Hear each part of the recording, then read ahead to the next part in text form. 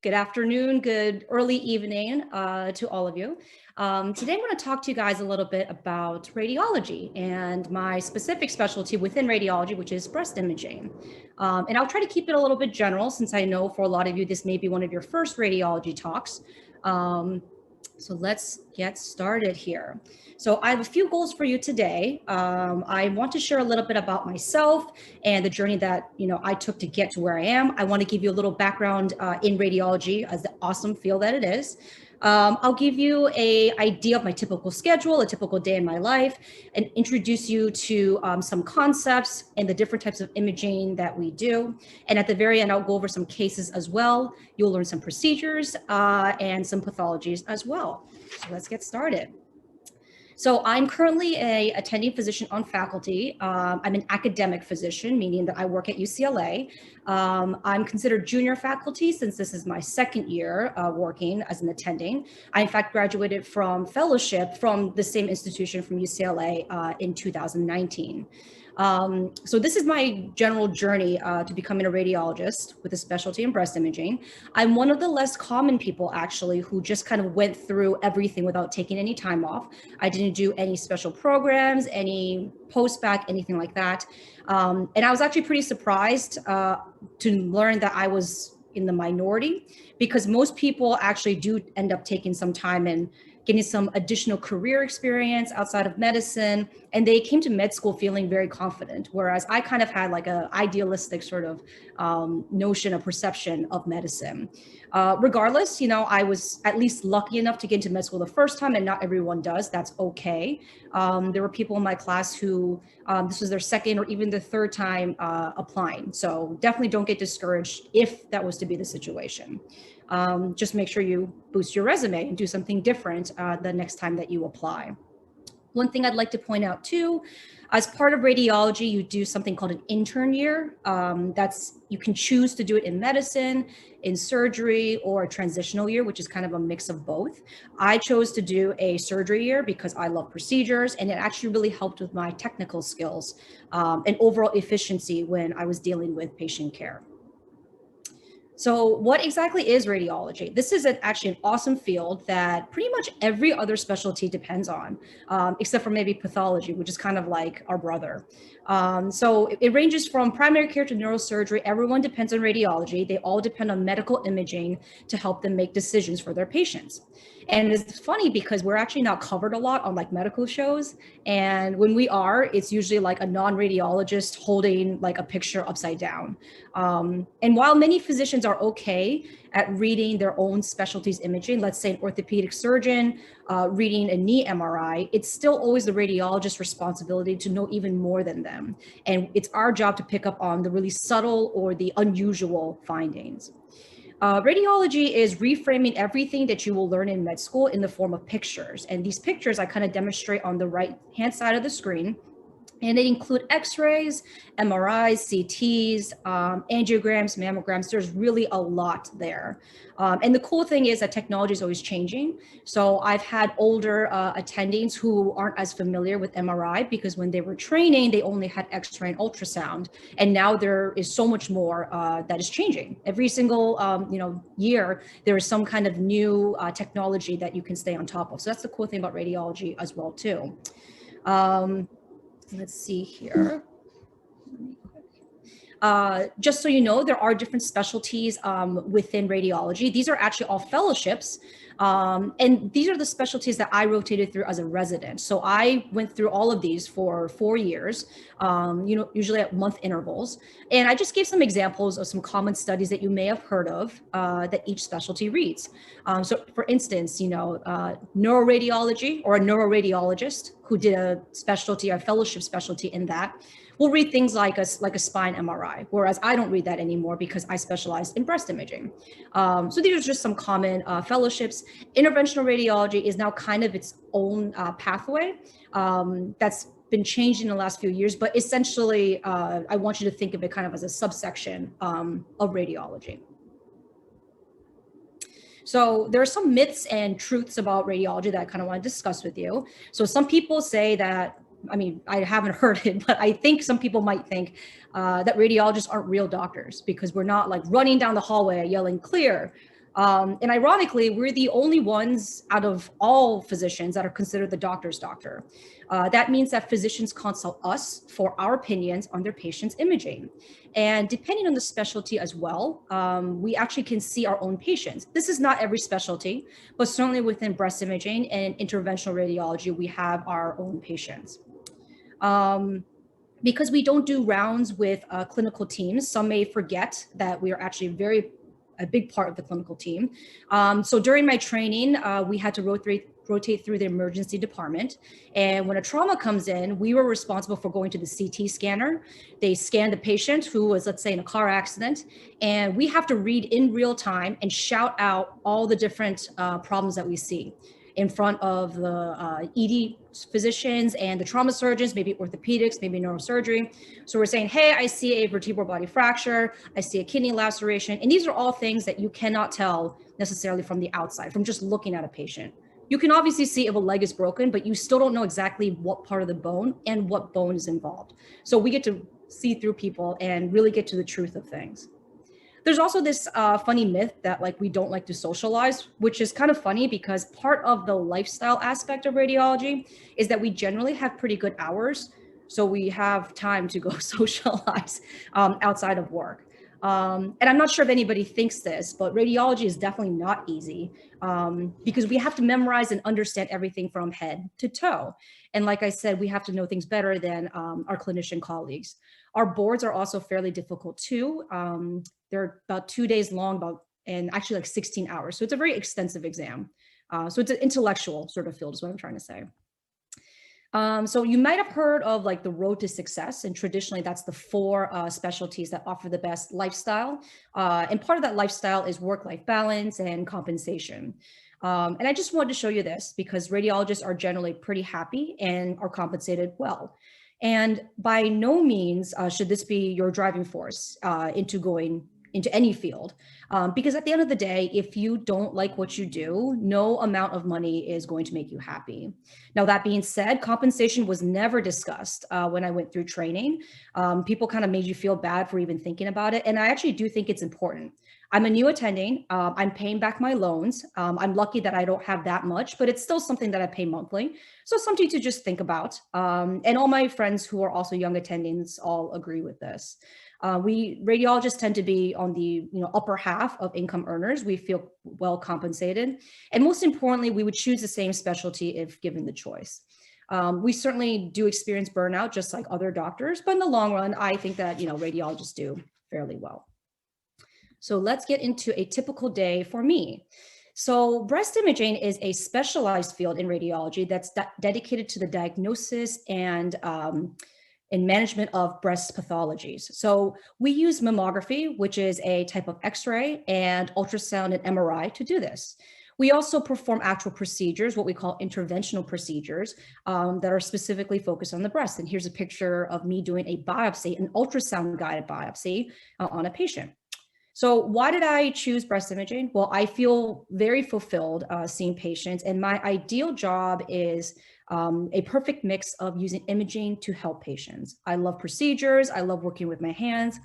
Maybe that's because I used to play video games when I was a kid. I don't know, but I needed a field where I had a good mix every single day. And from anyone, if anybody's wondering from a practical standpoint, I'm not worried about AI or even outsourcing, because if I have procedures, it's going to take a very long time for that to substitute me. So procedures, I think, are a big reason why I like this field as well. And I'll go into a little bit about that. So where exactly do we do? What do we do? We work in our own clinics. Usually, I have many sites at UCLA, some of which are close to the main sites in Westwood and in Santa Monica as well. We do obviously spend some time in a dark room. That's the best way to look at images because the eye can better see contrast and therefore the subtleties in the pictures. But that's only really 30% of my day. The majority of my day is spent discussing recommendations and findings with patients, which is also different from other radiology fields. And then another portion of my day is doing image guiding procedures, which are biopsies, abscess drainages, cyst aspirations, and something called a pre-surgery localization. So this is kind of like a general schedule that I have. Sometimes it's better, sometimes it's worse. But essentially, I'm responsible for doing procedures and what we call diagnostic studies. And I'll go into that in my next few slides. And that's when we actually see the patients and kind of work up any issues that they have.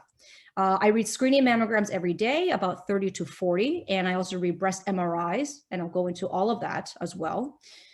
Being in academics versus private practice, of course, I also teach residents and fellows every day, and I give 1 to 2 lectures every 3 to 4 months outside of this. I'm in charge of the resident curriculum, so I do try to improve resident education. I think of innovative ways to teach skills. In the corner here is a picture of me testing out a new synthetic model where you can use ultrasound, and it teaches residents basically how to perform a biopsy before they actually do it on a real person. As part of my job too, I'm always giving presentations at conferences and working on research projects that hopefully end up in journal publications. Our patients are mostly women, technically any age, above 14. We see like 98-year-old patients as well. We actually also see men, maybe like 1 or 2 a day per clinical site. And because men can come to us for chest or breast lumps and pain, they technically can still get breast cancer, even though it's not a high percentage, but they still can. They also can get things like lymphoma, which obviously both genders get. And then more commonly, they come to us for things called gynecomastia, which is benign breast tissue that proliferates behind the nipple. And then also things called lipomas, which are benign fat tumors, but feel like a lump on a physical exam. So when I talk about what we do in our clinic and diagnostics, there are technically 3 categories of things we do. There's diagnostic, there's screening, and there's procedures. So first I'll discuss diagnostic and screening. So essentially diagnostic patients are those that come to us with a specific issue. So let's say they have a symptom like a pain or a lump, something like that. And the other diagnostic patients come to us because of a follow-up, meaning that they had been previously evaluated and we wanted to see them at a shorter interval. So they're coming like a follow-up for imaging. And then the last group are the ones that are getting called back from screening. So these are abnormalities on screening mammograms that we want to get a closer look at. We do extra pictures and that sort of thing. All of these patients get some additional imaging at their appointment with us, whether it's mammogram, ultrasound, or a combination of both. We decide on management, whether it is come back to us in a year, for your next screening appointment, everything looks good, versus come for another follow-up. I think everything looks good, but you don't need a biopsy. And then sometimes in the worser case, I think this is suspicious. We need to do a biopsy. I'm worried about a breast cancer. So all of these things are the topics that we basically discuss with patients. So the other part of this picture, of course, is the screening aspect. So screening is for asymptomatic patients, right? So these patients don't have any issues. They basically only see our technologists who take the pictures and then they upload them for us. We don't see them that day unless the technologist thinks that there's something that's really, really bad. But we usually read those mammograms at different time. And I'll talk a little bit about screening mammograms as well. So at this point, you might be wondering, like what is even a breast pathology besides breast cancer? So there's actually a lot of different things. We can't go through all of them, but I'll just kind of give you at least this table so you have an idea of the things that we do see. A few things I think that would be useful for everyone to know is that no one can really accurately tell if a breast mass is benign or malignant on physical exam. So we get a lot of referrals from, primary care docs or OB-GYNs, and somehow they have this notion that something is a cyst or it's a cancer. The problem is that there's really no reliable physical exam characteristics. So that's all on us. That's all imaging based and how we decide how to manage something. The most common type of breast cancer is invasive ductal carcinoma. We call it IDC. It's cancer within the breast ducts. And DCIS is also something you may have heard of. This is considered to be a cancer. It just hasn't broken outside of the ducts yet, but we still send them to surgery and they're treated as if they had invasive cancer. One last thing I wanted to point out, the most common type of cancer in the breast is primary breast cancer, meaning it started there. The most common metastatic disease to the breast is from the other side. But if you're not talking about, breast cancer at all, there are things like melanoma, like skin cancer, and lymphoma, which also can metastasize to the breast. So there are many different malignancies, is what I'm trying to say, that can happen there. So let's talk a little bit about screening mammograms because that's a big chunk of what I do. And I'll go over it kind of briefly. You may have seen different guidelines in the news, but we go by the ACR, or the American College of Radiology guidelines, because we're radiologists and we're the ones who see the cancers. So the general premise, of course, is that you want to catch these cancers in their early stages before they cause symptoms, before they have a lump or pain or anything like that. Because if you catch them early enough, then you can prevent morbidity, mortality, and healthcare costs. If a cancer is advanced enough that a patient can feel it, we obviously can still take care of it, but we want to find it when it's small. So basically, we are recommending that everybody gets a yearly mammogram every single year after they're 40 for the asymptomatic women in the US. There's no end age because, you know, I've seen very healthy 88-year-olds with no other medical conditions, and they would definitely benefit from mammography, because if we found a cancer, they would probably do well with surgery or chemoradiation. So there's no end age. It's just kind of like a case-by-case sort of scenario. I've also included here some statements from the ACR about various screening recommendations from other organizations that you might have heard of. The general idea, of course, is that by delaying mammograms to a later age, like let's say 45 or 50, you actually miss a lot of cancers that present in women in their 40s. So that's why we prefer 40. High risk women, that's a different category. So these women should be getting mammograms earlier at 30, and they can actually get something called breast MRIs yearly at an earlier age as well.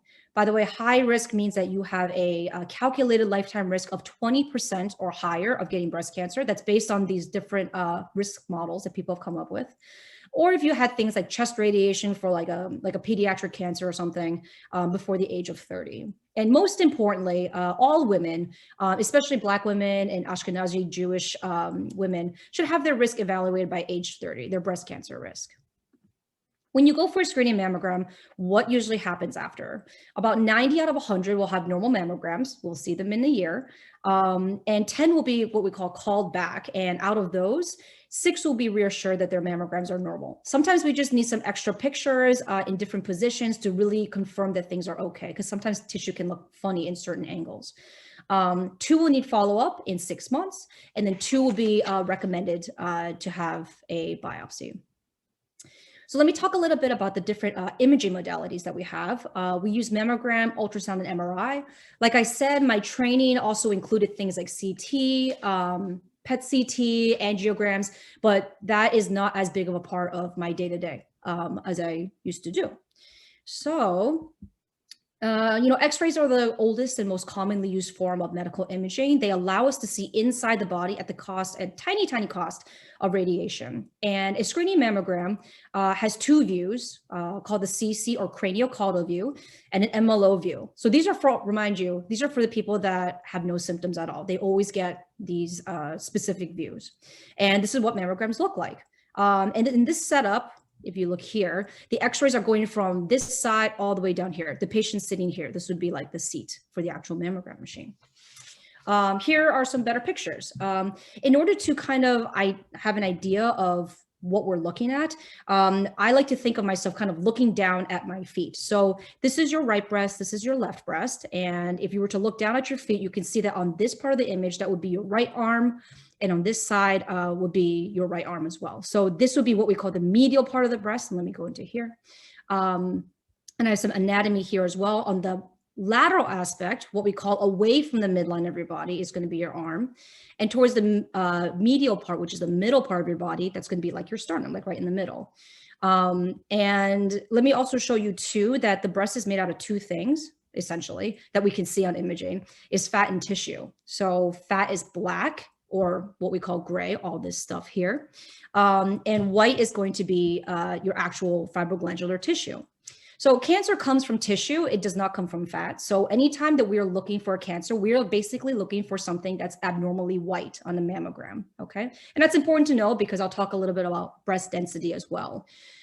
There are fat-containing masses, like I mentioned before, lipomas, and those are going to appear gray or black as well.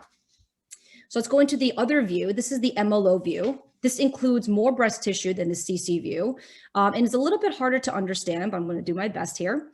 I'll give you some pictures. So basically up top, above this, Above this is going to be the superior part of your body. So this is going to be where your clavicles, your neck, your head, and everything is.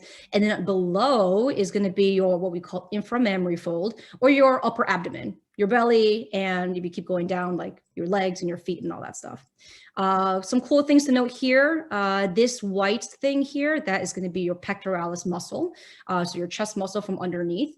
And then sometimes you can see these little white globs here. Those are actually your lymph nodes in your axilla, in your armpit. So we actually can catch lymphoma, or we can catch breast cancer that's gone to your lymph nodes when we look at your standard mammograms. So that's pretty cool. Let's talk a little bit about breast density, because that's been all over the news. So clinically speaking, there's no way to tell if you have dense breast based on your physical exam, okay? And we know this because us radiologists have come up with a classification system, and it's based on mammogram, how things look on mammogram. So we get patients all the time who come to us who say, hey, you know, I was told that I have dense breasts. We take a mammogram, and their mammogram actually shows they are actually on this end of the spectrum. So by the way, our classification system has 4 different types of density, from least dense to most dense. And I just gave some percentages, you know, so you have an idea of how common this is. So the majority, 80% of the general population will fall into this category, and then you have ones at either extreme. There are some things that can affect your breast tissue density. People tend to start off life a little bit more dense, and then their tissue involutes into fatty tissue towards the end of their life. So you go from high density to low density with age. There's also things like breastfeeding that are going to increase your density, and hormone replacement. And one interesting thing too, if you were to, like, let's say, gain a lot of weight, you're gaining fat, so that effectively will decrease your breast tissue density. So there are some things that can change it for sure. And the most important reason why breast tissue density matters is because cancer comes from tissue and not fat. So when it's present, it's also going to be white. In a dense breast that's mostly tissue, like mostly fatty, you're going to be able to see something abnormally white here, like this little bunny. Okay, this is going to stand out very well. You can pick this up. You don't need to be a radiologist. The problem is when you have patients that have more dense breast tissue, it's more white here. Then it's much, much harder to find this little bunny, right? Because he's kind of blending into the background of the tissue. So people with dense breasts basically have a higher risk of, number 1, developing breast cancer, and number 2, of having that cancer found. It's just harder for us to see it. So that's why breast density matters. Let's talk a little bit about ultrasound. I don't know how much you guys know about ultrasound, but this is another one of those old school modalities. It's very good for soft tissue. There's no radiation. Anywhere in the body that you have soft tissue, if you're looking for something, ultrasound is the way to go. The cons, of course, are that it's operator dependent. What that means is that if you have a very good technologist who is helping you out, you can really trust their images.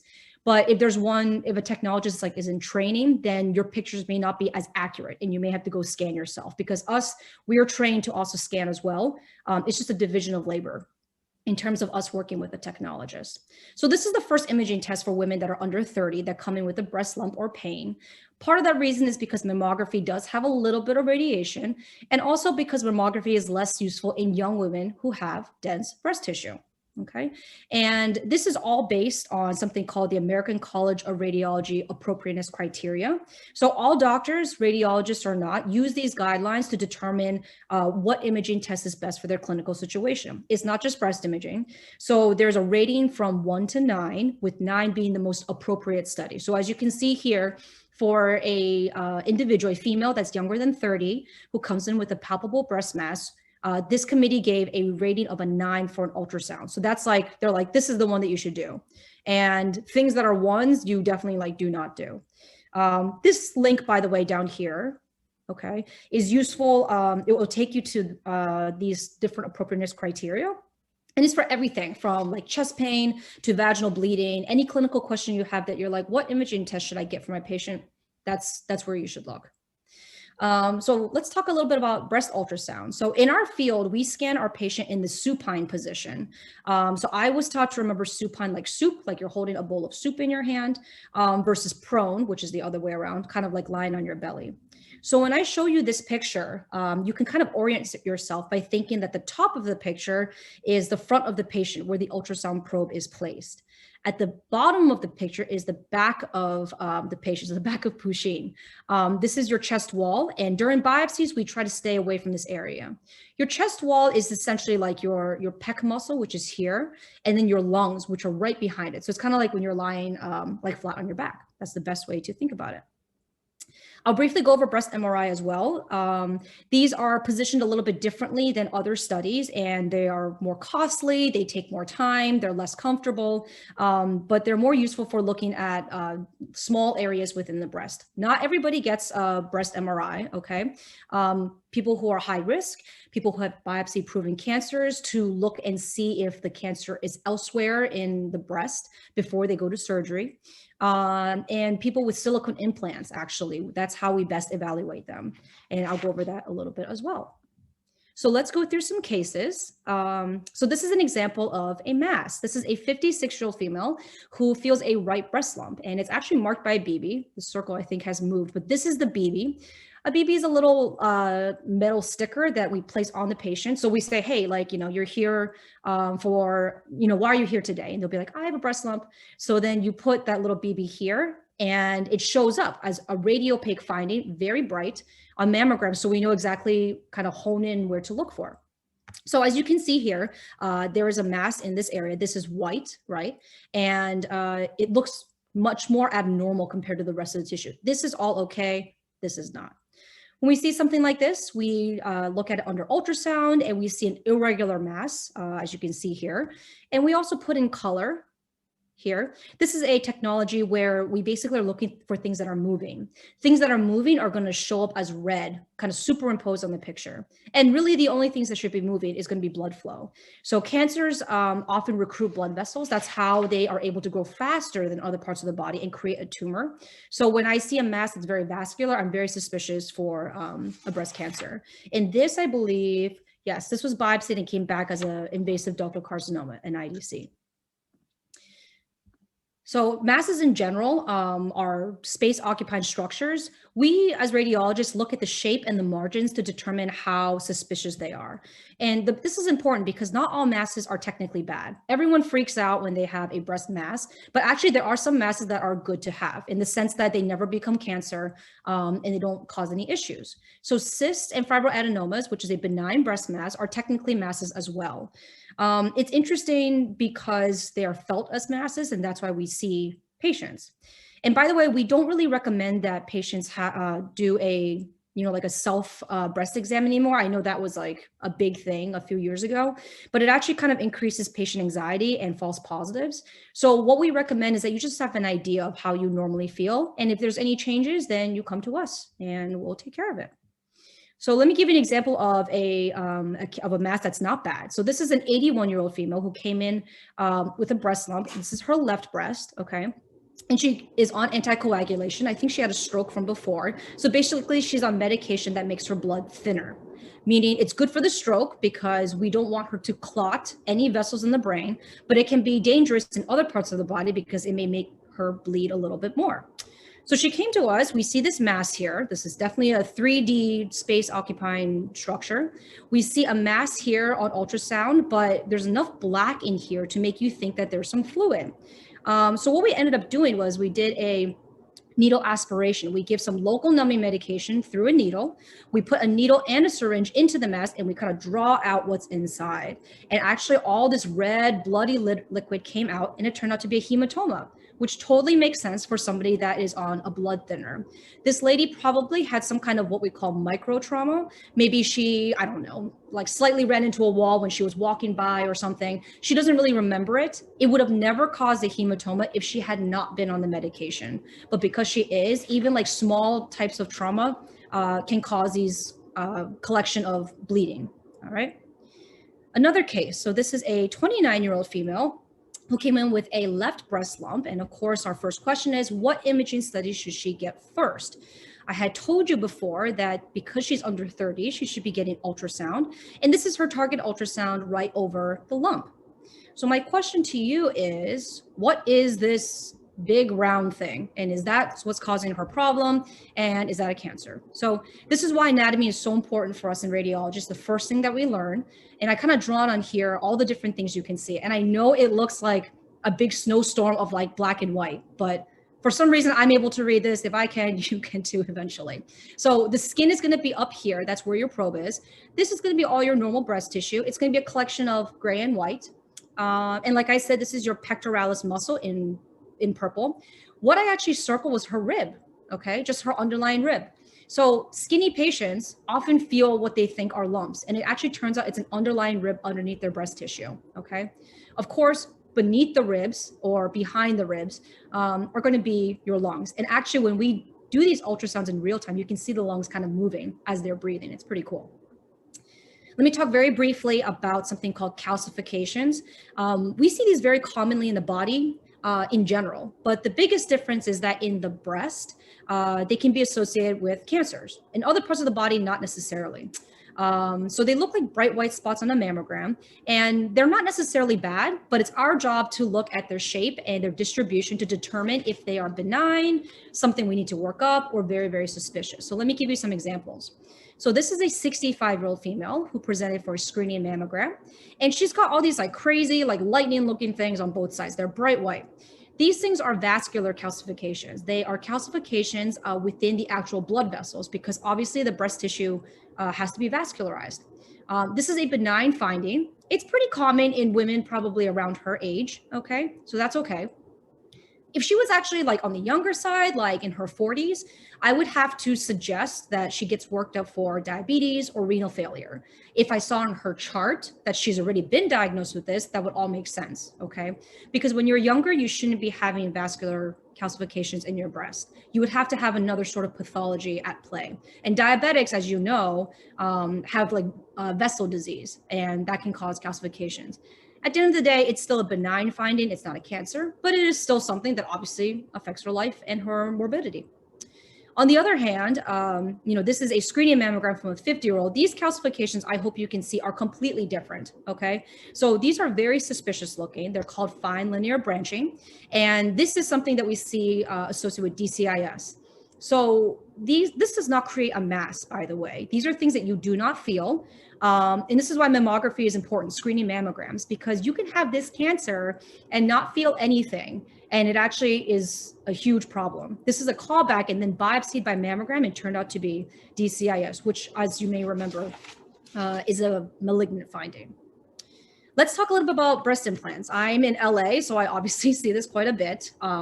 But in general, there are two different types of breast implants. There's silicone, there's saline. And I'll show you a real picture too, in case you guys have never seen a breast implant. A lot of patients think that if you have implants, you can't get mammograms because they worry that they're going to get ruptured. There's literally like almost a 0% chance of rupture. I've never seen it. I think there are some cases out there, but I think those implants are probably pretty old and pretty fragile / already ruptured by the time they get to us. The reason why I'm so confident about that is because our technologists have different ways to kind of push away the implant during mammography so that we can see the breast tissue. So mammography basically is still very useful in these patients. We still pick up cancers. They can be a little obstructing if we're trying to do a biopsy because we do not want to biopsy the actual implant. But essentially, people with breast implants should still be getting screening mammograms. So along that same line, we can talk a little bit about breast implant ruptures. So a lot of patients will go to their primary cares, OB-GYN, whoever, say they have a lot of breast pain, they're worried about ruptures. So if you have a saline implant, you can tell from the outside, like you can just look at yourself and you can tell if it's ruptured or not, okay? I think this was like on Orange is the New Black. I think there was like one episode where she got hit in the breast, she had a saline implant and it immediately got flat. So I know even just based on that, that's a saline implant, not a silicone. Because silicone is a little bit gooier, it's more viscous. People are probably walking around all the time with silicone implant ruptures, and it doesn't change too much on the outside, okay? So the workup is a little bit different for both. This picture is actually a screening mammogram from someone who already knew she had a rupture, and as you can tell, this looks like origami. This is like completely shrunken. So all the saline has already ruptured out, and it's actually not a problem because saline gets resorbed by the body. No harm, no foul. If you had silicone, it's not necessarily a huge problem either, but it does get stuck in your breast tissue. And sometimes it can actually go to your lymph nodes as well. And they become what we call silicone-laden lymph nodes. At that point, we generally tell the patient to go see a plastic surgeon to determine if they want to go through with replacing that implant. So the last few things I wanted to talk about was some image-guided procedures that we do. This is my favorite part. So these are a few things that we do. They all involve local lidocaine, kind of like the dentist's office, no general anesthesia. So we are the ones who perform this procedure. And I always tell the patient that they can eat whatever they want before, they can drive themselves. It's literally just local numbing medication right at that spot, okay? Our job is to take a small sample of a suspicious finding, things that we think might be cancer. We send it to the pathologist, the other doctor who looks at it under a microscope, and we find out the results in a few days. So that's what a biopsy is. Another procedure that we do is called a pre-surgery localization. So how do I explain this? Basically, if you have a breast cancer, nowadays the surgeon tries to take out as little tissue as possible, okay? That's called a lumpectomy. You take a lump of the tissue, as opposed to a mastectomy where they take out the entire breast. I think they used to do that, a long time ago. The problem with doing a lumpectomy is that the surgeon needs some guidance on where to go, because the breast is kind of like a sphere and it's very difficult to find a cancer in there to take out if we don't pinpoint it for them. So that's what a localization is. We see the patient the morning of the surgery. We use imaging to find that cancer, imaging that's not available in the OR, in the operating room. And we place a wire down to that area. We send them to the surgeon and they take it out. I have some good pictures I'll show you. Other procedures we do, abscess drainage and cyst aspiration. Okay, and this is just our typical setup tray. Nothing too exciting here, but this is what we use. All right, so the first case for our procedures here is going to be a 26-year-old female. She had a left nipple ring and a subareolar, meaning right behind the nipple. It became red and it became a bump. She has been on antibiotics because she went to see her primary care. Her primary care felt that it was probably an infection because it was red hot and just looked infected, but it's not responding to antibiotics, so she comes to us. So what ends up happening is that we scan the area with ultrasound and we see that she has this big pocket of fluid right below the nipple. And this is, the largest dimension, you can see here, there's like little X's here. This is measuring 4 centimeters. So this might look huge like on your screen, but essentially it's 4 centimeters, which is, nothing too small either to have in your breast. And this is that vascularity I was showing you before, that overlay. So this is an angry, infected pocket of fluid, okay? Our job was basically to determine if there's something that's going on inside the breast or if it's just a skin infection, what we call cellulitis. Cellulitis does not need us. They will go away with antibiotics. But if it's an abscess, no amount of antibiotics is going to help you, because at a certain point, you have to actually just drain it, okay? A cyst aspiration is very similar as well, similar setup. So let me give you some pictures here. So in this ultrasound, you can see this bright white thing coming in from the left side. That's going to be the needle that we place through the skin. And this is going to go into the abscess. And ta-da, we see here that we take out a bunch of this purulent, like pus-like sort of bloody fluid, okay? So this fluid we can see in real time. We're taking out all the fluid, and the patient immediately is going to feel a little bit better because there's not as much pressure. Abscesses, the basic premise is that at a certain point, your body cannot get rid of the fluid, and somebody needs to go in and take it out, otherwise it gets worse. Abscesses can cause systemic infections. They can increase your white count, you're going to get fevers, it can spread to different places. It's overall bad news. So you need somebody to go in and actually remove that fluid if it was to get to this point. And it's very possible, it's pretty likely that this abscess was related to her nipple ring. This was all in the same area. Maybe it wasn't sterilized when it was like first placed. I'm not too sure, but it's definitely something that I've seen more than once. And one more case I wanted to show you. This is the pre-surgery needle localization. Like I said before, a mastectomy is where the surgeon removes the whole breast. A lumpectomy is where the surgeon only removes a small part of it, but they need guidance. So let's say that we have this patient come to us the morning of her surgery. This is biopsy-proven cancer, by the way. Let's say that I did this before and I knew that this was a cancer. This white rectangle is actually a little metal clip that we place anytime we do a biopsy, specifically for this reason, so we can find that same area again. what happens is that I'm going to use this needle and this wire and basically place it right down into that area for the surgeon. Okay. And this wire that you see is the same wire over there.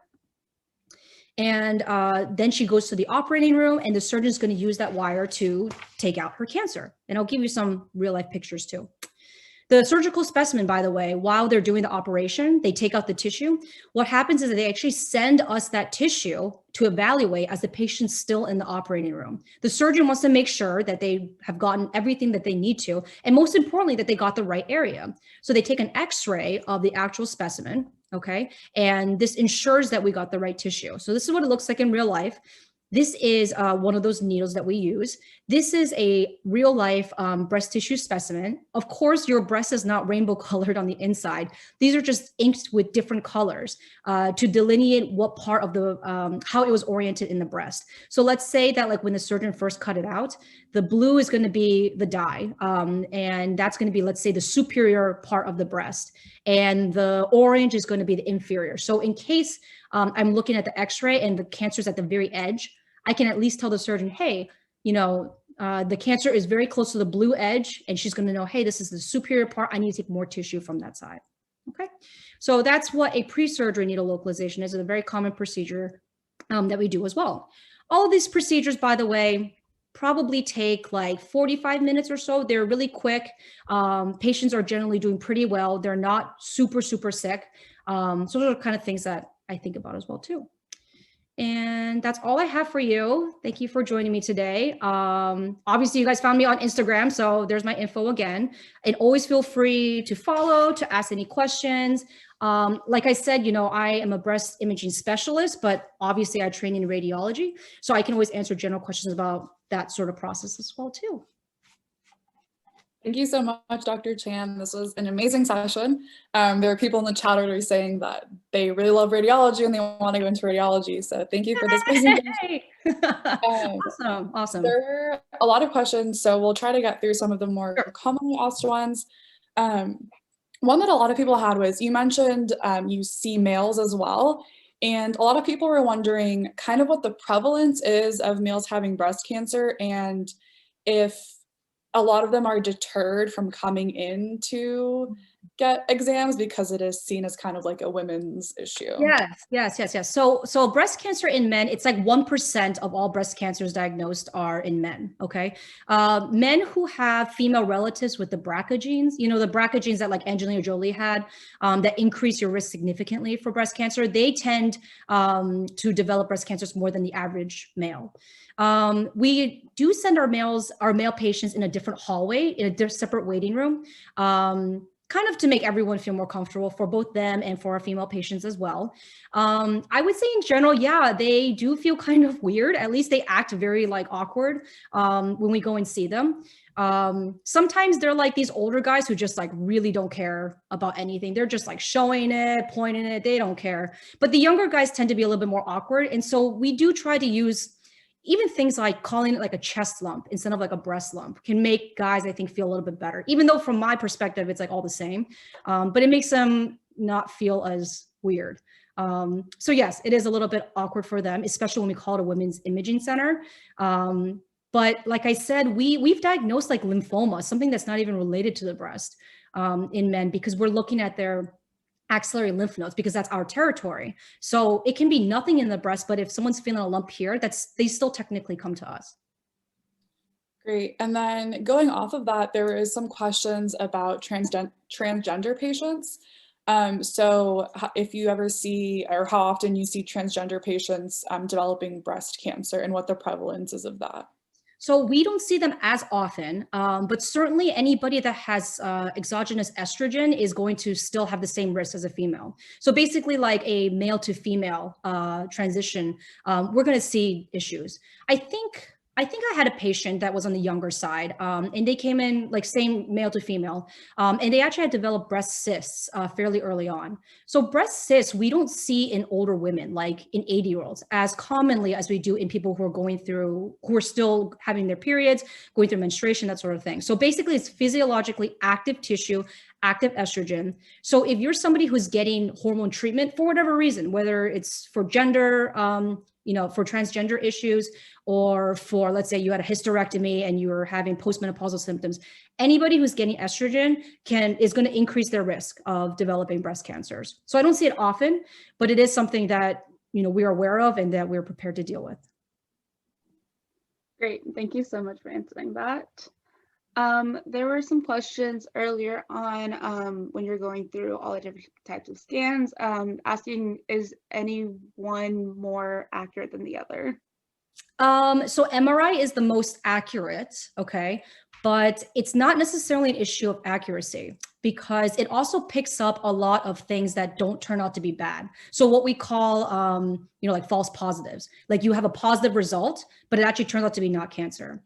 So MRI is very good at looking at tiny, tiny things within the breast, meaning that it can pick up a tiny cancer that does not show up on mammogram or ultrasound. So then you might be wondering, like, why don't we just all get MRIs? Because I want to know the smallest cancer. The problem is that it picks up a lot of these false positives, these things that will cause you anxiety, that will make you come in more, that we will biopsy or recommend a biopsy for, and they actually turn out to be nothing. So you kind of have to have a sweet spot in between, something that picks up cancers that also doesn't like overwhelm the healthcare system / puts you under unnecessary biopsies. That's why mammogram is kind of like the best medium ground. Everyone starts off with that. Now, if you, like I said, are high risk, then you are going to be in that small subset of people that would benefit from an MRI. Because if we were to find anything small, the chances of it being a cancer is just higher in you compared to the general population. So that's how we kind of balance these things. Great, thank you for clarifying that.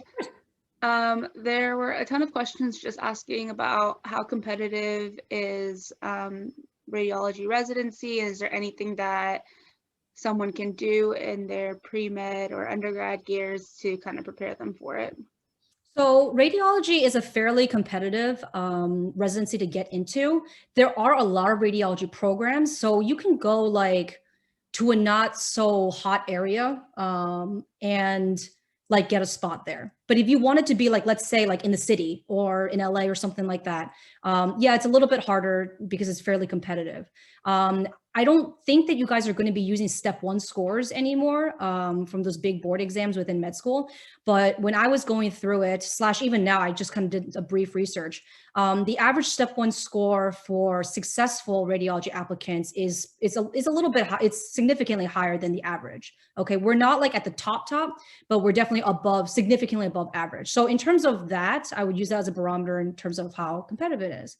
So beyond numbers, things that you can do is certainly shadow a radiologist or get involved in projects with them. So my first experience with radiology, so I went to Albany Med, which really promotes primary care, okay? We didn't talk that much about radiology, but we did have a radiologist come to one of our sessions for some lecture. And she said, hey, I need a med student to help out. We have a bunch of these, those old school films that people put up. So we don't like use those anymore, but they obviously had them. And she was like, I want to take pictures of all of them and put them into like an electronic teaching file. And I'll teach you about the stuff as well too. So I volunteered for that because I had no idea what radiology was. And this lady was like super nice. So I was like, okay, let's find out what's this all about. So my job was really easy. I literally just took pictures on like a camera and then like put on a USB, but I had no idea what any of the pictures meant. And she actually went through a lot of the pathologies with me. She showed me like broken bones, things that I was able to understand. And that actually went on my resume. And it was my first real encounter with radiology. And I think that probably helped me. That was like maybe my second year in med school. I think those kind of experiences are really useful. Getting involved in research projects that show you have an interest and you know what it takes to be a radiologist. I think that always is useful. That's great. Thank you so much. A lot of people were wondering about that. So it's good to know about different experiences, a wide range. Of course. There were a ton of questions about people asking the difference between MDs versus DOs in radiology. Is there a high percentage of MDs? Do you see like a shifting trend, or if you can kind of talk about your experiences with that? It's mostly MDs. So I trained at Penn State for my residency, and I think Pennsylvania is more, it just happens to be more DO friendly because there are more DO med schools out there. So I think like some of the radiology programs out there might have a higher percentage of DOs. In general though, like at UCLA, in the residency, I don't know if there are any DOs. It doesn't mean there can't be. The problem is that there's sometimes like, some bias against DOs with these more competitive specialties. I think it might be harder, but it's definitely not impossible. I had, I think, one DO per class at Penn State, at least I think. And in terms of training and everything, like we were all treated the same. I mean, like the smartest guy in my class, I think, was a DO. So from my perspective, there's not a huge difference, but I do think it might be a little bit tougher. Just like if you're a DO trying to get into any specialty, it's sometimes a little bit tougher because of the traditional just like perception of it. Great, thank you for that. And then kind of, there was a recent question asking what the possibility of PAs and NPs working in radiology. So do you work a lot with a PA? Or is it really just like there's no mid-level providers in radiology? Well, we have like one mid-level, and I guess she does like some of our more like admin sort of work. When we get pathology results from our biopsy, she helps us put it online. But and sometimes sometimes she'll help call patients and explain very simple things. Like if something is like benign or whatever. Things that are more complicated, we tend to deal with. We actually work more closely with something called technologists. So these are, techs that are trained. I think that compared to like my intern year where we worked a lot more with nurses, our nurses are basically our techs. And they're the ones who take the pictures that we have a very good relationship with, that know the more technical aspects of our field. So we don't work too much with mid-levels. The issue is that there's no mid-level that can read radiology, because it's so specialized, and it took like, I mean, our residency is like 4 years plus an intern. That's a long ass time, guys. Like, and that's because there's so much. So there's no mid-level, there's no like radiology mid-level that can help us read a mammogram. Not yet. And I don't see that in the future, to be honest. Great. Thank you for clarifying that, because I know a lot of people are asking. There was a really interesting debate going on in the chat. So if you could give us an expert answer. Yes. There was a question about if birth control pills can increase your risk for breast cancer, or is that more just towards ovarian cancer? If you could just talk on that. I think I haven't heard of it as much as a risk. It is definitely more of like a uterine ovarian sort of risk factor. I don't think I really know of. I mean, I guess if it was birth control that was like purely estrogen, that could technically increase your risk of developing breast cancers, but it's not as high. We don't see it as commonly. Basically, what I'm trying to say is I do see women with or without birth control that both get cancers. So it's not as big of a risk factor as you might think. Great, thank you. Glad we got the answer to that. Let's see. We also had some questions just asking about like what are some of your more memorable cases, if there's anything that's just been like unusual for you to see? Oh man. Well, memorable.